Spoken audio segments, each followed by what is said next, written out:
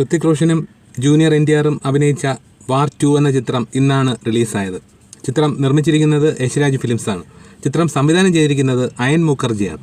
അയൻ മുഖർജി ഇതിനു മുമ്പ് 1-2 സിനിമകൾ മാത്രമേ സംവിധാനം ചെയ്തിട്ടുള്ളൂ. അതിൽ എനിക്ക് ഇഷ്ടപ്പെട്ട ചിത്രം ബ്രഹ്മാസ്ത്രയാണ്. ബ്രഹ്മാസ്ത്ര ഒരുപാട് കളക്ഷൻ നേടിയ ഒരു ചിത്രമാണ്. അതുപോലെ തന്നെ ഒരുപാട് പേര് നല്ല അഭിപ്രായം പറഞ്ഞ ഒരു സിനിമയും കൂടിയാണ് ബ്രഹ്മാസ്ത്ര എന്ന ചിത്രം. അപ്പോൾ അതിനുശേഷമാണ് അയൻ മുഖർജി വീണ്ടും ഈ വാർ 2 എന്ന ചിത്രവുമായി ഇപ്പോൾ വന്നിരിക്കുന്നത്. സിനിമയുടെ പശ്ചാത്തല സംഗീതം നിർവഹിച്ചിരിക്കുന്നത് സഞ്ജിത് ബലഹാരയും അങ്കിത് ബലഹാരയും കൂടിയാണ്. പശ്ചാത്തല സംഗീതം സാധാരണ ഒരു ആക്ഷൻ സിനിമയ്ക്ക് ചേർന്ന ഒരു പശ്ചാത്തല സംഗീതം തന്നെയാണ്. ഒരു കർണകടോരമായി തോന്നിയില്ല, കേൾക്കാൻ സുഖമുണ്ട്. ഒരു വിഷ്വലിനനുസരിച്ചുള്ള മ്യൂസിക് തന്നെയാണ് ബാക്ക്ഗ്രൗണ്ട് സ്കോറായിട്ട് വന്നിരിക്കുന്നത്. അതുപോലെ തന്നെ പ്രീതമാണ് മ്യൂസിക് ഡയറക്ടർ.